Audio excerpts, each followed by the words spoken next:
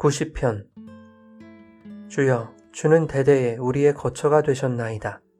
산이 생기기 전, 땅과 세계도 주께서 조성하시기 전, 곧 영원부터 영원까지 주는 하나님이시니이다.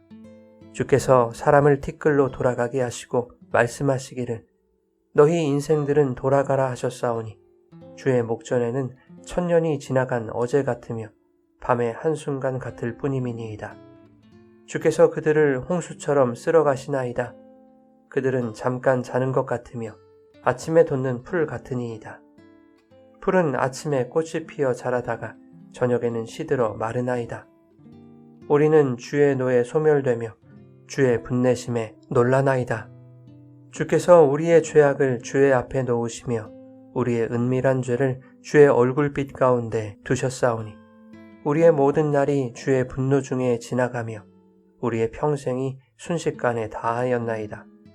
우리의 연수가 70이요 강건하면 80이라도 그 연수의 자랑은 수고와 슬픔뿐이요 신속히 가니 우리가 날아가나이다. 누가 주의 노여움의 능력을 알며 누가 주의 진노의 두려움을 알리이까? 우리에게 우리 날 계수함을 가르치사 지혜로운 마음을 얻게 하소서. 여호와여 돌아오소서. 언제까지니이까? 주의 종들을 불쌍히 여기소서. 아침에 주의 인자하심이 우리를 만족하게 하사 우리를 일생 동안 즐겁고 기쁘게 하소서. 우리를 괴롭게 하신 날수대로와 우리가 화를 당한 연수대로 우리를 기쁘게 하소서. 주께서 행하신 일을 주의 종들에게 나타내시며 주의 영광을 그들의 자손에게 나타내소서. 주 우리 하나님의 은총을 우리에게 내리게 하사 우리의 손이 행한 일을 우리에게 견고하게 하소서. 우리의 손이 행한 일을 견고하게 하소서. 여러분 좋은 아침입니다. 오늘도 말씀의 은혜가 여러분의 삶에 풍성히 임하기를 소망합니다. 시편 90편은 시편 제4권의 시작입니다. 특히 본문은 시편에서 유일하게 모세가 기록한 시입니다. 이스라엘이 광야에서 오랜 세월 방황하던 때에 반복되는 죄로 넘어지는 인간의 연약함과 결국 죽음으로 돌아갈 수밖에 없는 인간의 한계를 경험하면서 시인은 인간의 덧없음을 의식하게 되었습니다.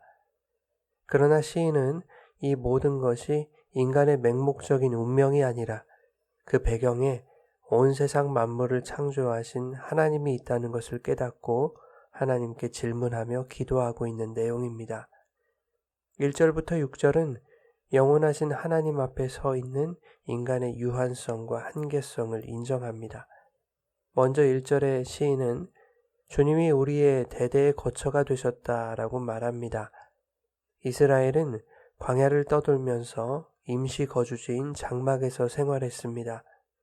때가 되면 장막을 걷고 거처를 옮기기를 반복했습니다. 이러한 경험들을 통해서 시인은 이 땅이 영구한 거처가 아니며 우리의 영원한 집, 영구한 피난처는 여호와 하나님이심을 깨닫습니다. 이어서 2절에 말합니다. 세계를 조성하시기 전, 곧 영원부터 영원까지 주는 하나님이십니다. 시인은 하나님께서 시작과 끝을 초월하시는 영원으로 존재하시는 분임을 고백하고 있습니다. 4절에서는 하나님의 시간 개념을 언급하고 있는데 주님께는 천년이 지나간 어제와 같고 밤의 한순간과 같을 뿐이라고 말합니다. 10절에 말하듯이 인간의 연수가 70이요 강건하면 80밖에 되지 않는 천년에 빗댈 수 없는 짧은 수명이지만 하나님께는 천년이 한순간과 같다는 것입니다. 그러니 인간에게 주어진 시간이라는 것이 얼마나 짧은 찰나와 같은 것인지를 말하고 있는 것이죠. 그런가 하면 6절에서는 인간의 일생이 마치 아침에 돋아 저녁에 시드는 풀꽃으로 비유하죠. 모세는 광야에서 수많은 장례를 치렀을 것입니다. 그래서 그는 3절과 5절에 주께서 사람을 티끌로 돌아가게 하셨고 홍수처럼 쓸어가신다고 말하고 있습니다. 모세는 그 원인을 잘 알고 있습니다. 인간의 인생이 왜 이토록 짧고 허무한가?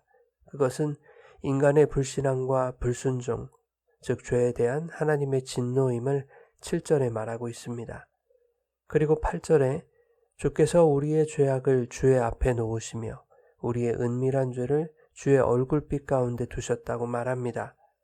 하나님의 빛 앞에 우리의 어떠한 은밀한 죄도 숨김없이 다 드러난다는 것입니다.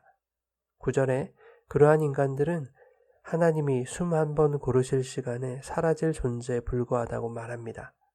인생이 7, 80을 산다 해도 그것은 그저 날아가는 화살처럼 덧없는 것임을 10절에 말하고 있죠. 그래서 11절과 12절에 모세는 주의 노여움의 능력과 진노의 두려움을 깨닫는 지혜, 그리고 인생의 시간을 계수할 지혜를 달라고 간구합니다. 인간의 일생을 피상적으로 생각하지 않고 죄에 대한 하나님의 진노의 결과인 죽음 앞에 놓여 있는 하루하루를 하나님 앞에서 경솔하지 않게 그분의 뜻대로 살아가게 해달라고 간구하고 있는 것입니다. 에베소서 5장 15절과 16절에 지혜 있는 자같이 하여 세월을 아끼라 라는 말씀과 같은 것이죠. 13절부터 모세는 하나님께 간구합니다. 광야에서 하나님의 진노로 죽어가는 출애굽 1세대들을 보면서 민족의 지도자였던 모세가 드릴 수 있었던 기도는 하나님의 인자와 자비를 구하는 것이었을 것입니다. 여호와여 돌아오소서, 주의 종들을 불쌍히 여기소서. 모세는 14절에 하나님의 인자하심만이 인간을 만족하게 하며 그들의 일생을 즐겁고 기쁘게 하실 것임을 믿습니다. 그리고 15절에 이렇게 기도하죠. 우리를 괴롭게 하신 날수대로와 우리가 화를 당한 연수대로 우리를 기쁘게 하소서. 10절에 말하기를 인간의 연수의 자랑은 수고와 슬픔뿐이라고 했습니다. 그것은 인간의 죄가 부른 하나님의 진노의 결과였습니다.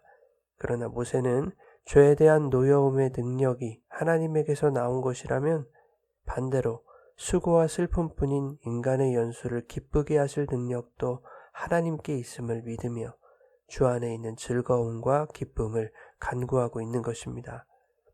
16절은 이 기쁨과 즐거움을 주의 종들에게 나타내시기를 간구하고 있는데 하나님의 인자와 자비가 부어질 때 거기에는 인생의 수고와 슬픔에 비할 수 없는 영광이 있음을 고백하고 있습니다. 마지막으로 모세는 하나님의 은총을 구합니다. 우리에게 은총을 내리셔서 우리의 손이 행한 일을 견고하게 해달라고 기도합니다. 모세는 하나님의 은총만이 우리의 삶을 영원으로 향하게 한다는 것을 알았습니다. 비록 찰나처럼 지나가는 인생이지만 또한 모세 자신도 가나안에 들어가지는 못했지만 그럼에도 불구하고 모세는 자기의 모든 수고가 하나님의 영원한 구원 사역에 있어 헛되지 않기를 또한 하나님 나라와 그분의 역사에 쓰임받기를 간구한 것입니다. 허무한 인생 속에서 착한 일을 시작하시는 분은 오직 그리스도 한 분이십니다. 우리의 날들은 풀꽃처럼 쓰러지고 우리의 힘은 바람 앞에 촛불 같지만 주님은 우리의 연약함 속에서 멈추지 않고 일하시며 그리스도 예수의 날까지 우리를 구원으로 완성해 가시는 신실한 하나님이십니다. 이것을 확신하며 우리에게 주어진 찰나 같은 인생을 허무하게 버리는 것이 아니라 수고와 슬픔 속에서도 매 순간 주님의 은총을 구하며 그 안에서 주님이 주시는 영혼의 기쁨과 즐거움을 누리시기를 예수님의 이름으로 축원합니다.